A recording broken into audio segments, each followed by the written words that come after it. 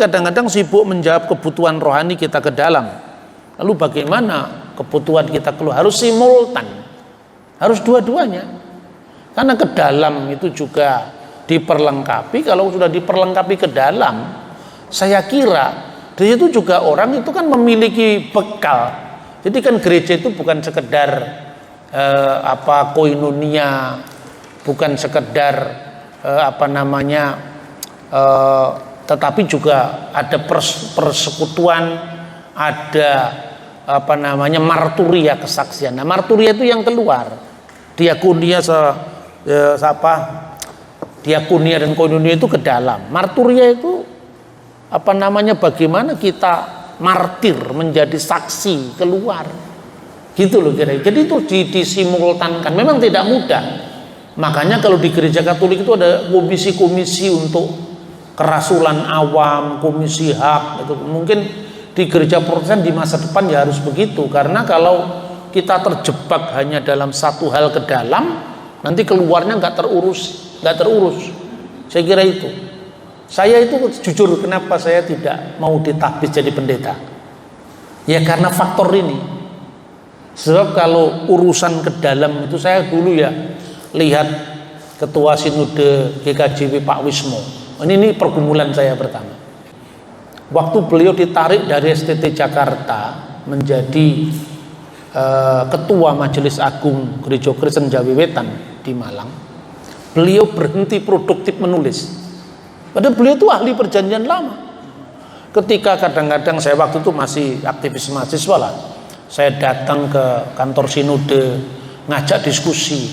Beliau mengatakan, waduh, saya masih sibuk sekali mas. Lain kali saja, nanti orang lain. Lah orang lain yang diberikan tidak seahli beliau. Lalu saya mikirlah, beliau sudah sampai di kuliah perjanjian lama sampai ahli seperti ini. Lalu transfer ilmunya kapan? Ketika terjebak dalam urusan-urusan keseharian. Lalu saya banyak belajar dari gereja Katolik. Bagaimana saya kenal dengan seorang romo, seorang prater, tidak diberi jemaat, tetapi dia itu didukung untuk terus menulis. Profesinya dia mengajar. ketika saya kuliah di Mesir, saya melihat banyak teman-teman saya yang menjadi rohaniwan gitu ya, tapi tidak pegang jemaat. Ada teman saya namanya Marcelo, dia orang Argentina, sekolahnya sama saya di Mesir, tapi dia itu ahli arkeologi Alkitab. Ketika dia belajar di Mesir ya, belajar itu ilmu agama-agama, teologi religionum, itu satu kelas sama saya. Dan dia cerita sama saya, nanti kalau kamu ke Yerusalem ketemu sama saya. Dia cerita, saya tanya, mana jemaatnya di Yerusalem? Saya nggak punya jemaat, nggak punya umat, saya nggak ada paroki. Loh, parokinya apa? Batu-batu itu. Jadi batu-batu prasasti itu yang dia gumuli selama panggilannya di sana, karena dia arkeolog. Setelah dia kuliah dari Mesir, ilmu agama-agama, dia ke Hebrew University. Ada teman saya juga, orang Guatemala, itu menjadi romo, tetapi dia tidak pegang jemaat. Dia menjadi sekretaris uskup Katolik di ritus Yunani, tetapi bagiannya dia itu apa? Dia belajar budaya Arab. Nah, ini mungkin pola-pola seperti ini yang belum muncul di gereja Protestan. Di gereja Katolik itu ada komisi kerasulan awam. Itu memang orang yang tidak berjubah, tetapi dia sekolah imam, dia sekolah teologi. Seperti misalnya kalau Anda lihat salah satu webnya Katolik namanya Katolisitas, itu diasuh oleh seorang ibu yang sekolah teologi sampai ke Roma, dan seorang bapak ya yang sekolah teologi sampai di Gregoriana. Dia menjawab tantangan luar iman Kristen ketika iman Kristen itu disalahpahami. Lalu dia menjawab di situ. Namanya Katolisitas. Dia bukan seorang romo, dia bukan seorang rohaniwan, tetapi dia teolog. Lah ini yang saya pergumulkan dalam kehidupan saya, sehingga saya tuh ya mengambil jalur ini pertama supaya saya bisa membina hubungan ekumenis yang lebih luas. Toh meskipun saya tidak punya jemaat, sudah dipanggil pendeta di mana-mana. Kalau di gereja ortodoks saya dipanggil romo, padahal saya juga nggak pernah ditahbiz jadi romo. Di gereja Katolik pun saya juga sudah boleh khotbah, padahal saya bukan romo. Di gereja Katolik, misalnya di gereja Katolik Kristus Raja Pejompongan, saya 2 kali khotbah. Tapi nilai-nilai antara Katolik, Protestan, Ortodok yang sama, yaitu yang akarnya itu tidak boleh kita lalaikan. Jangan sampai perbedaan antara jumlah sakramen antara Protestan dan Katolik kita tekankan, tapi ketika Tritunggal dihujat, ketika Tuhan Yesus dihujat, kita malah tidak menjawab. Ini menjembatani antara yang ke dalam dan yang keluar tadi. Nah, yang terakhir, bagaimana tradisi sinagog atau tradisi bait suci.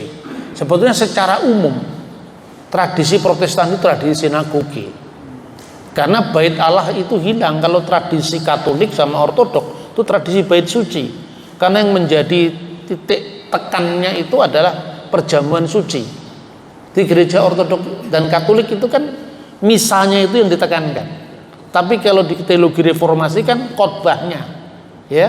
Makanya di situ yang menjadi penekanan itu adalah ibadah sinagog, karena di sinagog tidak ada korban, yang ada korban di bait suci. Yudaisme modern itu kehilangan satu event itu. Karena apa? Sejak bait Allah hancur, tidak ada upacara korban binatang. Upacara sakramen yang dulu bersifat penebusan sekarang hilang, digantikan doa-doa setelah konsili Yamnia. Maka kalau kita mau jujur, justru gereja itu lengkap. Karena kalau kita mau lihat tradisi sinagog, lihatlah gereja Protestan. Tapi kalau kita mau lihat tradisi halaman bait Allah, lihatlah Pentakosta itu. Mereka sorak-sorai itu kan di luar itu, di halaman. Jadi yang Pentakosta menekankan pujian itu yang halaman. Ketika mereka masuk ke bait Allah, kemudian yang ke dalam itu misalnya korban ukupan nggak ada lagi sekarang di Ortodok, di Yahudi nggak ada. Korban Yom Kippur, penebusan dosa nggak ada. Justru Kristus loh yang disalib itu yang kemudian perjamuan suci atau Ekaristi itu menjadi upacara bait Allah yang justru hilang di Yahudi. Khotbahnya itu pola sinagog yang ditekankan dalam gereja Protestan. Tapi sesungguhnya masing-masing gereja memiliki poin yang ditekankan. Bukan berarti kalau gereja Protestan pola sinagog perjamuan kudus tidak perlu, tetap perlu kan. Begitu juga di Katolik, sekalipun itu yang ditekankan Ekaristi, bukan berarti gereja Katolik tidak ada homili, kan tetap ada. Nah, pola pikir saya mencoba membangun jembatan seperti itu, sehingga ketika saya diajak untuk mengkutub-kutubkan gereja, saya tidak mau. Karena saya mikirnya di luar ya tantangannya begitu sulit, masa kita masih bertengkar sesama Kristen gitu loh.